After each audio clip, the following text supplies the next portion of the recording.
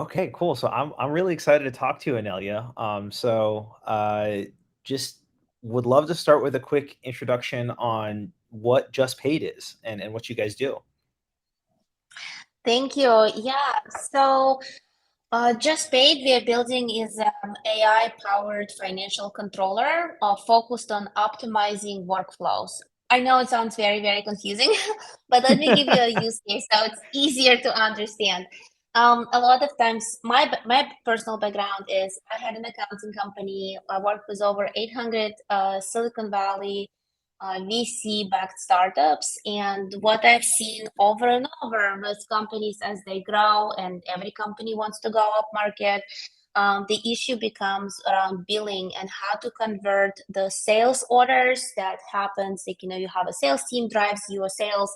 And what happens after sales order is signed, and then how do you get cash in the bank? And that process is very manual, and its process is very like labor intensive and error prone because you put a human there. Of So course. what we are building, so what we are building essentially is JustPaid will is analyze ingest can you can ingest the contract sales order into JustPaid. JustPaid understands, parses the data. It's all unstructured, so it structures it into document that the table that it later can reference, and then automatically, based on the terms outlined in the contract, can generate an invoice, follows up with the customer, make sure that money is moving and it's getting into the bank account. On the back end, what like as an accountant, I always had to maintain the revenue recognition schedules manually, Oh and that yeah. was yeah, right.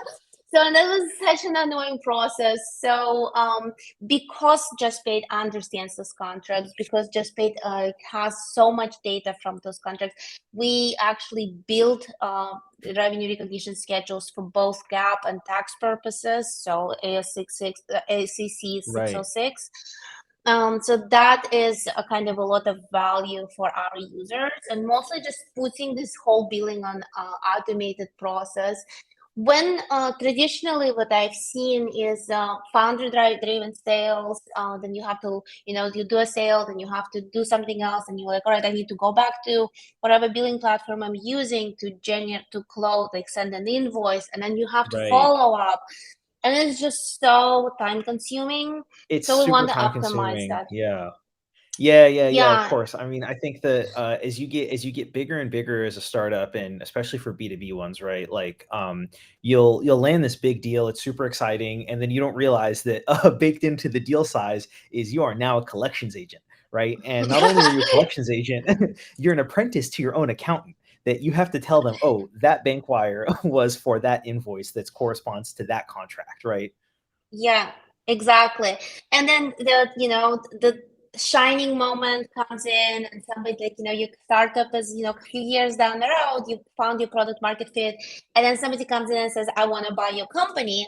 First step of due diligence is they're like, all right, I need all your sales contracts. And you're like, wait a minute, I had them all in my inbox. So you like start like you have this 45-day for due diligence, and you're like Oh my frantically goodness. looking for all of this data. So we kind of want to prepare, like help companies to stay organized. And later Okay. down like the road, as we build envisioning this product, is utilizing this contractual data to help companies to plan their runway and Oh, for financial, sure, for sure. numbers. Mhm. Yeah, so then tell me about, where JustPaid was in its journey when you guys got into the most recent YC batch. Well, it was winter 23 of our That's batch. right. Right. So we had an idea. We applied to Y Combinator with an idea in August. I think it was on a date of a deadline. I don't remember, it was August or September. We started, we got accepted in November, and in December we wrote our first line of code. And Wow. now June, we have customers, we have ton of user interest for more and more functionality, of course. Always? So that's where we are. Okay, so that's like a Mhm. good kind of, A to B, right? Is that you guys had an idea, And then shortly after you guys got in November. So you apply in late August, early September. You get in November. It's in that first week of December, it sounds like, that you wrote your first line of code. The reason this question is so interesting to me is that we spoke with you guys, I think, right before the batch started. Maybe like a couple days before, or maybe a couple days after the batch started for Winter 23. And we talked, and I remember you guys knew that design was going to be important to Just Paid.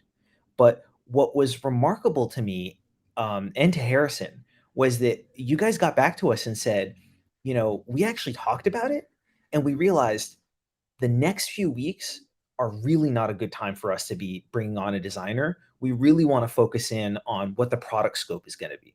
So I'd love to hear just a little bit about that deliberation where you said, okay, it looks like design is going to be important to this, but right now is not the right time in the middle of the time crunch of the batch to bring in a designer. Can you talk a little bit about that? Yeah, so I still think it was a good decision in retrospect. Same. So I like that. But what was driving thought process on this is we needed to validate our idea, and validation of the idea would come from actual use, like having a just enough working product that people can see that it solves a real problem for them. Right. And at this point, we were looking for early adopters who really don't care about the design. And as we found those adopters who came back to us and say, well, now we really like to have, commissions in there, or we like really want to Right. different methods of revenue recognition. Like that's kind of what's driving us. All right, well, we found what is working, what's needed in the market. We found our for customers, that our first 10 customers that love us, right? Yeah, Not the yeah. 100 customers who like us. And then we're like, right, well, now we want to go in and we would like to give them a user experience they deserve. And that's kind of Right. that's how we got to Okay. this. I think that encapsulates why it felt like such a smart decision. To us, it felt the same way at the time too. It was like, wow, wait, they know that they cannot delegate or outsource the process of discovering that minimum feature set and that minimum scope that's going to excite those first 10 customers, right? Yeah, yeah, absolutely. It has to be founder driven. It has to be, so many calls you have to sit through and listen what people are sharing with you, their problems, and give them space to share it, even if it's completely not what you're building. Yeah, yeah, exactly. And Happens. and I think that whole process also, it becomes harder to do that when you have an additional person on for the ride, right? Like a designer, because then it's like not only are you getting the feedback from the customer, now you have to turn around and give that feedback to the designer to say, hey, look, the direction that we've been building in, that you've been working in, it turns out it's completely wrong. We got to go back to the drawing board. That's hard enough if you're a founder. I feel like it's even harder if you're a designer who was like sort of taking direction from you as the founder, and it's like, oh, I guess we were, swimming in the wrong direction, I guess. That's the life of a startup, right? You constantly trying something new, figuring out that somebody already tried it and failed. And if you Right. have a strong conviction, you can swim that way. But if you if you're smart enough, you can learn on some of those mistakes and say, well, let me figure out something else. And I think that here, the beauty of a startup is you're surrounded by people who are not like they are attached to the product they're building, but they're not attached per se how it looks. So there Right. is a definitely open mindedness to it, that we launch every week. So it means we get weekly feedback on our product. So if Right. somebody is like not using some functionality because button is somewhere confusing, like we'll figure it out within a week.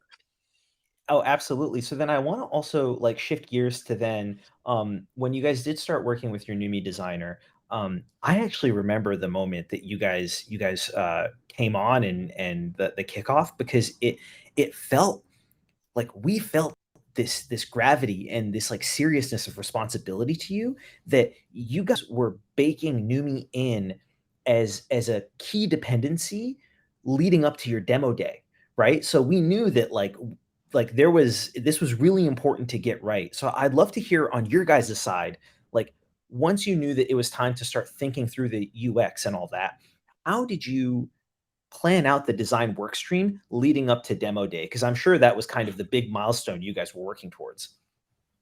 Yeah, absolutely. Actually, here I wish we started a bit earlier, like I wish we had like much shorter deadlines for everything. Um, we decided to you know neither me nor two of my other co-founders are design focused people. We do appreciate beautiful websites, and we do feel when something feels when experience working with a platform is frictionless. In Right. terms of designing it, it is not anything that none of us can do. So we did interview with the other people alongside with the interviewing Numi, but working with your company specifically was such an upside for us. We still feel that we are getting a lot of expertise and a lot more for our cost. So very happy with this partnership. Um, you know, that's where we Yeah, are. yeah. Okay, that's amazing. And so how did you think about your the design work that was in front of you guys leading up to demo day? And did you like it sounded like you guys had milestones that you wanted to hit with the product before demo day itself. Yeah, we did. In terms of design, we just wanted to have onboarding to be done. That was our Right. goal. But like to be honest, it was not as imperative to us as mm, just connecting with investors. And investors are mostly for us. It was they were okay with just experiencing our marketing website, which we built one of Mhm. the first things. And then that was enough for us. Of course, if we would have more product, that would be easier. But we were not fully there by the time of the demo day, and it didn't hurt our fundraising goals at all. Yeah, yeah, that's I mean, that's great to hear. Like, it's very natural for any founder to think that their startup or their service is at the center of the universe. But the fact of the matter, especially when you're dealing with founders or other startups as your customer, I'm sure you're seeing this with JustPaid too, right? Is that if you're doing your job right, you're actually allowing the founder to focus on their center of the universe at any given time and taking this headache off their plate so they don't have to worry about it, right? Right. Yeah, absolutely. And that feels fantastic when you can be like, all right, so you have this, as JustPaid comes in and like solves this billing workflow issues for our clients. You're like, well, this no longer is on your plate. Like you will, like as soon as you have this DocuSign with the sales order signed, you just need to forward it. There is nobody else who will tell you that something is missing. There is nothing, nobody else will tell you that I need something from this customer before I can send an invoice. Right. We automate this whole process, and with like, there is no percentage we take off the revenue. So it's very, very Right. rewarding to be that, you know, provide that service that solves a problem. And so then can Good you tell feeling. me like why was it that you guys decided that the most important design work to have completed leading up to demo day was the onboarding flow for Just Paid? Why was it that in particular? Sure. So it's the first thing you interact with the platform.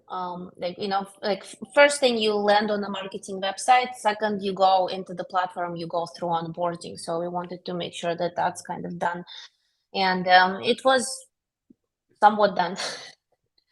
And Okay. it felt like emotionally I was like, oh, I want it to be perfect, but I'm slowly moving away from it doesn't need to be perfect. I just need to keep launching and keep doing it. Right, I right. my little article or blog post is not going to change anyone's lives. Right. But so that's like that's so hard thing. Like, we're influenced by social media that, oh, you have to have a perfect life and perfect body Right, and right. perfect Perfect everything, and like product. you Yep, yep. exactly perfect product. No, just launch it. Find Just somebody launch who it. will Totally, love your totally. product. Yeah. I love that mindset. And so then, like, do you have any advice for people who are going through the current YC batch, which, right now, the current YC batch is summer 23, but there's going to be so many more. There's obviously people going through other accelerators. Do you have any advice for them as they're thinking about incorporating design into the work that they do, leading up to their demo day or their big launch milestone? Right. Well, I would say my advice would be, first find build a functionality that your users desire so bad that they will be suffering through whatever lack of design you have. And if you Right. like us, I can only talk about my experience. And if you're like us without any design sensibility or whatnot, or experience, like I would just not suffer through trying to do it all yourself. um Actually, talking to Harrison was one of the most inspiring conversations about design I had, and how he walked us through. So that was fantastic for us and great input. um and don't be afraid to don't be too shy to post on Bookface, engage with community, get feedback. You know, try try to engage with as many people as possible. That's my I only think advice. I think that that last piece is the most important thing, and I bet I'm now curious to see how far you can stretch that principle as the most important thing at a startup, like, how far out into its journey that we used to track revenue as our leading indicator of our product market fit, and we started tracking customer conversations per week, and it was a night and day difference because, of course, like, as you're engaging with more and more people, you're getting feedback on where your product is falling short, right?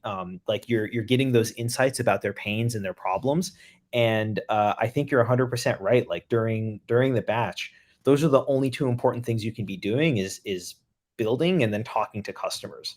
Um, yeah, yeah, for sure. Well, Anelya, thank you so much for taking the time. It was great hearing kind of like the other side of the screen, what it was like for you guys these past 6 months. Yes, of course. Thank you so much for your help and support. Of course, anytime. Thanks so much, Anelya.